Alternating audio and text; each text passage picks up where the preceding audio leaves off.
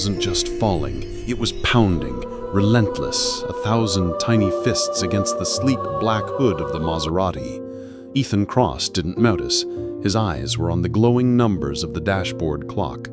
2:14 a.m. He had one more call to make before the board meeting in London, one more deal to finalize before the quarter closed.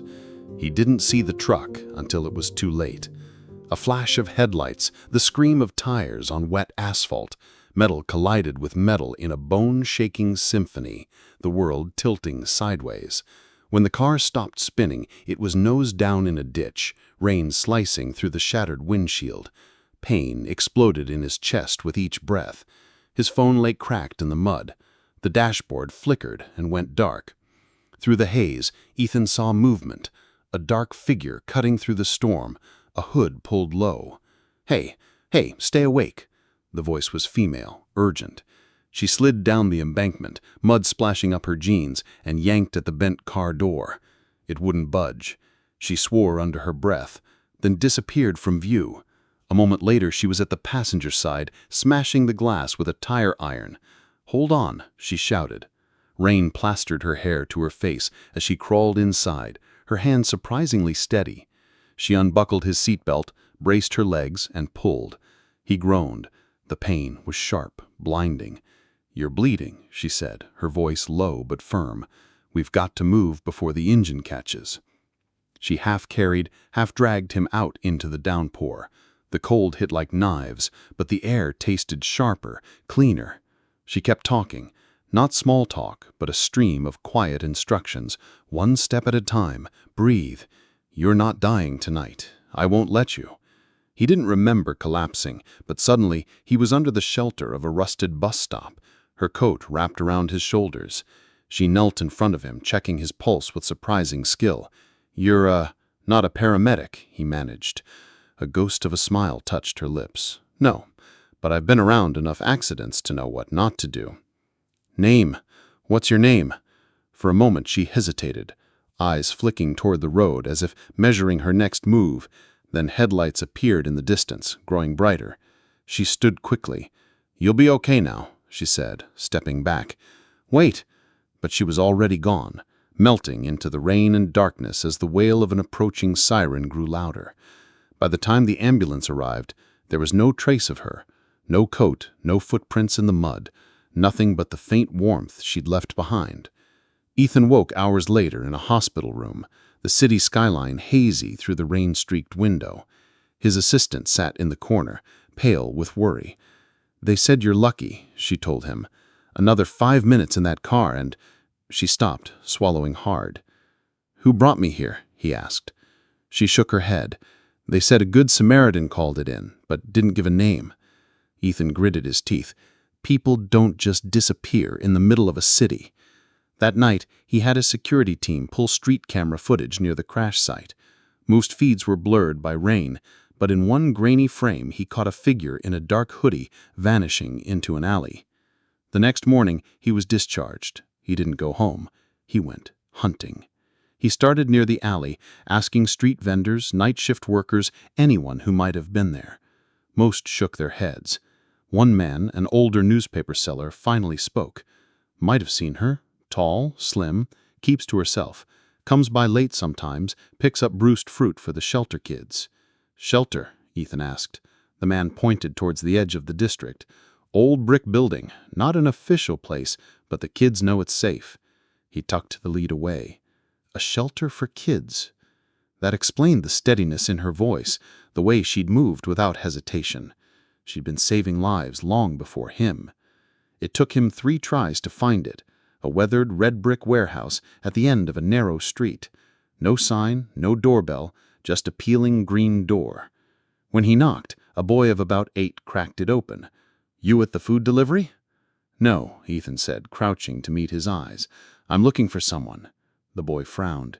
"We don't give out names." He handed him a small wrapped box from the bakery down the block.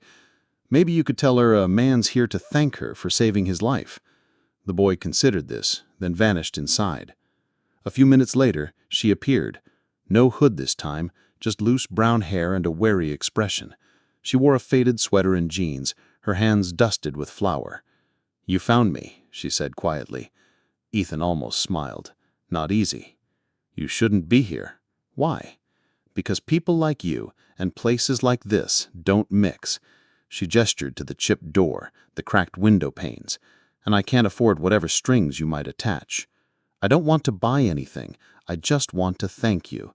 His eyes softened for a fraction of a second before she shook her head. "Thanks accepted. Now go home, Mr. Cross." He realized then she'd known who I was all along. He came back the next day, and the next.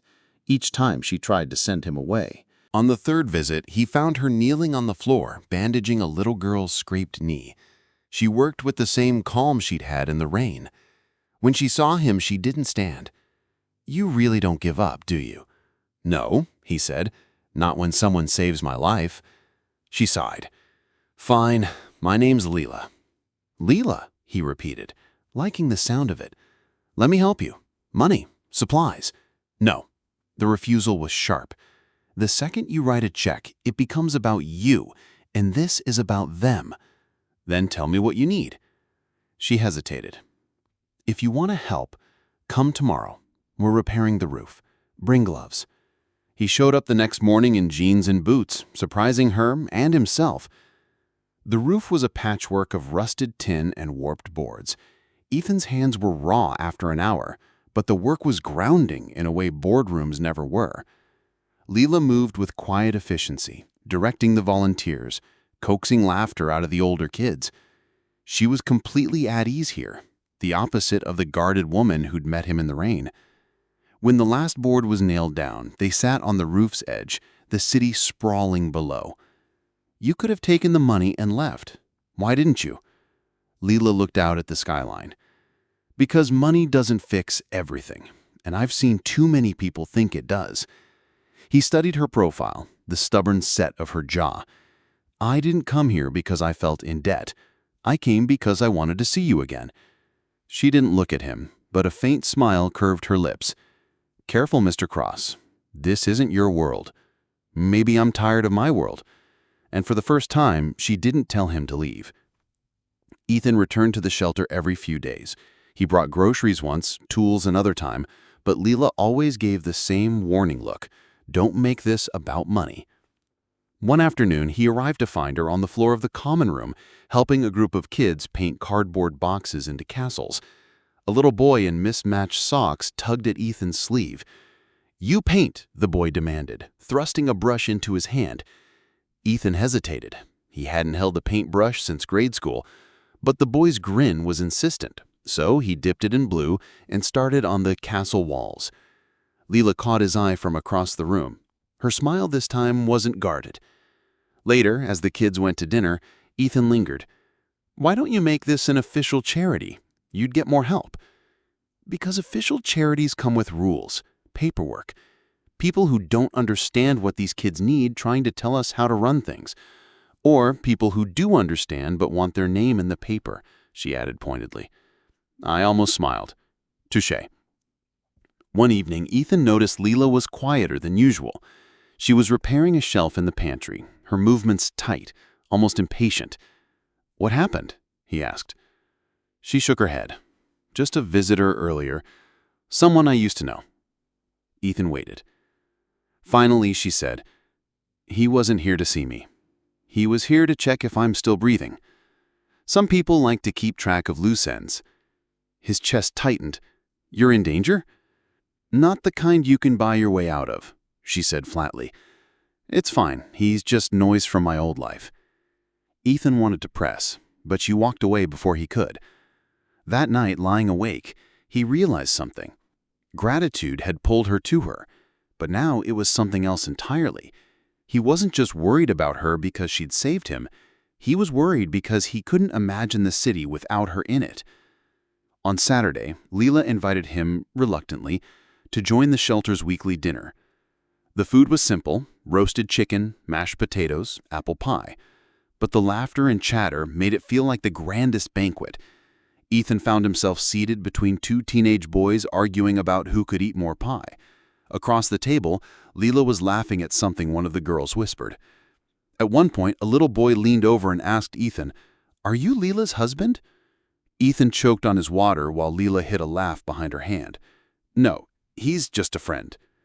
"Good, because if you were, you'd have to help clean dishes." By the end of the night, Ethan was in the kitchen, sleeves rolled up, drying plates while Leela washed.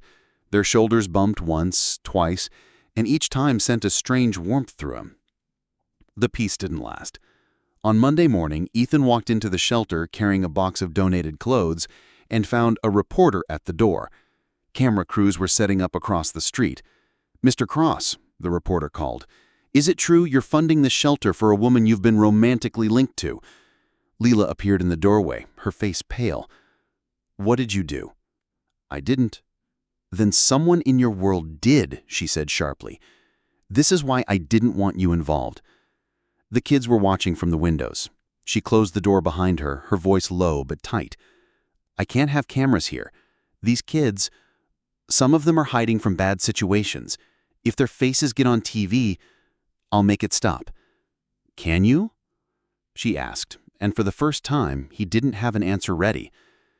Ethan moved fast. Within hours, his legal team filed injunctions against the news outlet, citing the safety of minors. The story was pulled before it aired.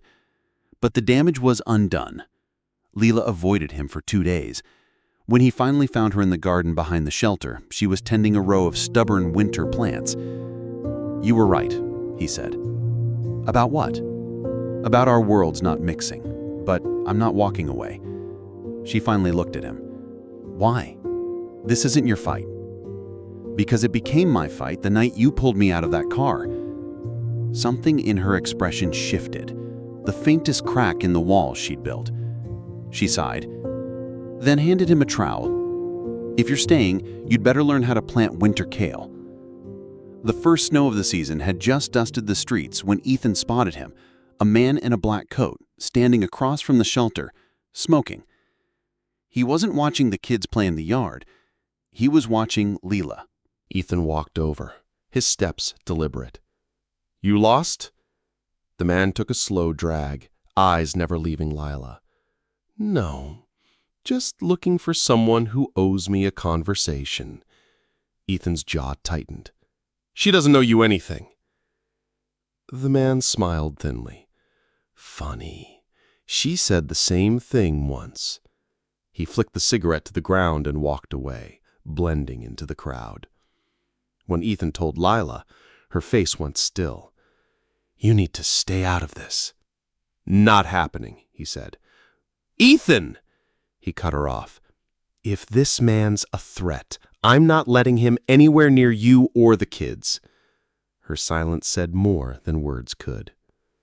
That night, Ethan found Lila in the shelter's small library, the only light a flickering lamp. "You want to tell me who he is?" She set the book aside. "His name's Marcus. We grew up in the same foster system. I thought he was a friend. Then I found out he was running cons, using kids to steal. I got some of them out. He didn't forgive me for that." Ethan felt a cold knot in his stomach. "So this is about revenge." "It's about control. Marcus doesn't like losing it." Ethan took a step closer. "You're not alone in this anymore." Her eyes searched his face, almost as if she wanted to believe him. "I don't want you to get hurt because of me." "Too late," he said quietly. "I already am." To distract the kids from the tension, Lila organized a trip to the Christmas market downtown. Ethan came along, partly to help, partly to keep watch. The air smelled of roasted chestnuts and cinnamon. Strings of golden lights twinkled overhead. Ethan bought the kids hot cocoa, grinning when whipped cream clung to their noses. Lila wandered toward a stall selling handmade scarves. Ethan noticed her linger over a deep green one. He bought it when she wasn't looking. Later, as the kids admired their trinkets, he slipped it around her neck. "It matches your eyes," he said. She laughed softly. "You're impossible." But she didn't take it off. For a moment, with the lights reflecting in her eyes and the sound of children's laughter in the air, the world outside, Marcus, danger, everything, felt far away. That illusion shattered the next morning. The shelter's front door was ajar when Lila arrived. Inside, a message was spray-painted across the wall in jagged black letters. "You can't hide forever." Ethan arrived minutes later, fury in his eyes. "This stops. We're going to the police." "They won't help. Marcus knows how to stay in the shadows." "Then we bring him into the light." She shook her head. "You think everything can be solved with money and force? But Marcus doesn't want either. He wants me scared." Ethan stepped closer, his voice low. "Then we take away the only thing he has left, that fear." Her eyes met his, and for the first time, she didn't look away. The snow was falling thicker now, blanketing the city in white.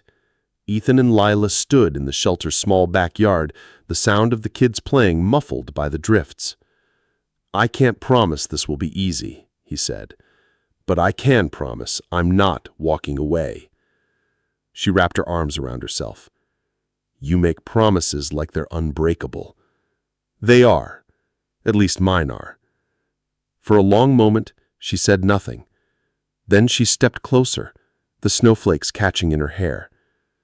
"If you stay on my terms. This isn't about you swooping in to fix me. This is about being here, really here." He smiled faintly. "Then I'll be here." And standing there in the snow, with the noise of children's laughter and the distant hum of the city, Lila let herself believe just a little that maybe she wasn't fighting alone anymore. It started with an envelope. No stamp, no address, just Ethan's name written in blocky black letters. Lila found it slipped under the shelter's door. Inside was a single sheet. "Your only headout to disappear is to show me that you can do me a favor. Meet me Thursday at midnight, Old Pier Warehouse, alone." Ethan wanted to ignore it. Lila wanted to burn it, but they both knew Marcus wouldn't stop until he got what he wanted. Control. "I'm coming with you," she said. "Not a chance. If you go alone, he'll see you as prey. If I go with you, maybe we can keep this on my terms." He didn't like it, but he liked the idea of her walking into danger even less. Thursday came too fast. The Old Pier Warehouse loomed in the shadows, the air thick with the scent of salt and rust. Marcus was waiting inside, leaning against a pillar, a slow smile spreading across his face. "Well, well, the knight and the damsel. How quaint." Marcus circled them like a predator. "You've been hard to find, Lila. I almost thought you didn't care about our unfinished business." "I care about the kids," she said evenly. "That's why you're still so easy to use." Ethan stepped forward, his voice like steel. "You touch her or those kids, and you'll regret it." Marcus tilted his head. "You think you scare me, rich boy? Money doesn't work on people like me." "Then what do you want?" Ethan asked. Marcus's grin widened. "A favor. You've got connections. I need one of your friends in the DA's office to make a little misunderstanding disappear. And if I say no?" Marcus's eyes slid to Lila. "Then accidents happen. Fires. Maybe kids get hurt." Lila's hand tightened on Ethan's arm. They left without agreeing, but the clock was ticking. Ethan's office felt colder than usual. His legal team had options, but none of them guaranteed Marcus would stop. "You're thinking about giving him what he wants," Lila accused, when she found him staring out at the skyline. "I'm thinking about how to keep you safe. By letting him win? This isn't winning, it's ending it." Her voice dropped. "You don't understand. With Marcus, there's no ending. You give him one thing, he'll come for more." Ethan turned to face her. "Then tell me how to stop him." She hesitated, then said, "The only way is to make him irrelevant. The kids, the shelter, if they're safe and off his radar, he loses his leverage. Then we protect them all, whatever it takes. The shelter became a fortress overnight. Extra locks, security cameras, volunteers escorting the younger kids in pairs. Ethan stayed late every evening, helping fix anything that could be strengthened. He saw Leela in a new light, not just as the woman who'd saved him, but as a leader who refused to bend under pressure. One night, after the last child had gone to bed, they sat in the dimly lit kitchen, sharing tea. "You don't have to be here every night," she said softly. "Yes, I do." Her eyes searched his, and something in her expression shifted. "Why?" He didn't look away. "Because I can't stand the thought of you fighting this alone." For a long moment, neither of them moved. The air between them was warm, charged, fragile. Then the sound of a door slamming upstairs broke it. 2 days later, Marcus made his move. The kids were at school when the power cut out in the shelter. Leela's phone buzzed with a single text, "Miss me?" Ethan arrived minutes later, his driver barely slowing at the curb. "He's testing you," Ethan said, "trying to see if you'll run." "I'm not running," she replied. And she didn't. That night, Ethan stayed again. After the younger volunteers left, they found themselves alone in the quiet. "You've been in my life for weeks, but it feels like I've known you longer." He smiled faintly. "Maybe that's because we've been fighting the same fight, just in different worlds." The silence stretched, and then, without planning it, without overthinking it, he reached for her. She didn't pull away. For the first time, their walls cracked, and neither of them wanted to rebuild them. Ethan couldn't shake the feeling that Marcus was pushing towards something bigger. He was right. 3 nights after the blackout, Ethan's head of security called with a lead that Marcus had been spotted near an abandoned rail yard. It was the kind of place you didn't go by accident. Ethan wanted to go alone. Leela refused. "If he's planning something, we need to know," she said, her jaw set.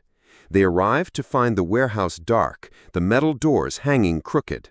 Inside, a single bulb swung overhead. On the floor was a box. Leela froze. "Don't touch it." Ethan knelt and opened it anyway. Inside were photographs of the shelter, of the children, of Leela, each one stamped with today's date. "This isn't a threat," Ethan said quietly. "It's a countdown." Back at the shelter, the atmosphere turned heavy. The kids noticed, even if no one told them. Ethan doubled the security team, installed new floodlights, and had panic buttons in every room, but Marcus's shadow lingered like smoke. That night, Leela found Ethan in the office, staring at the photos again. "You think you can stop him?" she asked. "I know I can, but I need you to trust me." "I do," she said softly. It was the first time she'd said it out loud, and it was enough to harden his resolve. The storm broke on a Friday night. Rain lashed the streets, almost a mirror of the night they'd met. The power went out again, but this time the backup generator kicked in. Then came the pounding on the back door. Ethan grabbed a flashlight. Leela followed. When he opened the door, a man shoved past, one of Marcus's men. 2 more appeared behind him. Chaos erupted. Shouts, footsteps, the sound of something breaking upstairs. Ethan caught one man in a chokehold, slamming him into the wall. Leela pulled 2 kids out from under a table, ushering them toward safety. And then, through the open door, Marcus stepped in, smiling. "Quite the fortress you've built," Marcus said, glancing around. "But you forgot one thing. I don't need to knock when I already have the keys." "You don't have anything," Ethan said, moving to block him. Marcus's smile widened. "I have her history, all of it. You really think the saint who saves kids never made mistakes? I can ruin her. I can take this place down, legally, without touching a single brick." Ethan's hands clenched. "You try, and you'll be facing me in court, and I don't lose." Marcus laughed, but there was an edge to it now. "We'll see." He turned and left, his men retreating with him into the rain. Leela didn't speak for a long time after Marcus left. Finally, she said, "He's not wrong. I've made mistakes. When I was younger, I helped him. Not by choice, but I didn't fight hard enough either. If that comes out, it won't matter, Ethan said. Not to me, not to the kids. But to the world? Let me worry about the world. For the first time, she let herself lean against him fully. The fight wasn't over, but the fear that had been gripping her chest began to loosen. Ethan didn't just wait for Marcus's next step, he made his own. Through his network, he found witnesses from Marcus's old schemes, people who had been afraid to speak until now. With protection promised, they came forward. Within a week, Marcus was facing charges, not from Ethan, but from half a dozen people he'd hurt over the years. The news hit the shelter on a sunny afternoon. Leela read the headline twice before letting herself believe it. "It's over," Ethan said quietly. She looked at him, eyes bright. "You stayed.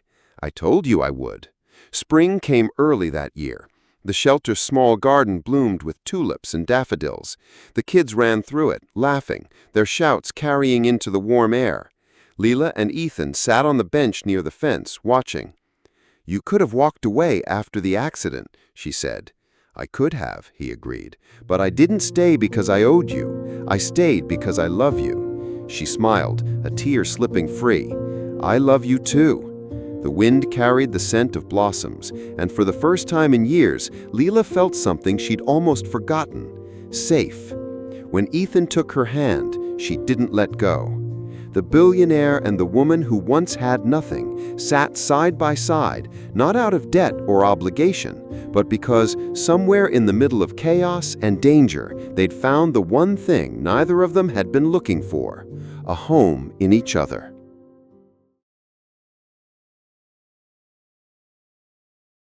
If you enjoyed this video, don't forget to give it a like and leave a kind comment. To help the channel stay motivated to create more great videos, please hit the subscribe button. Wishing you happiness and peace in the light and love of God.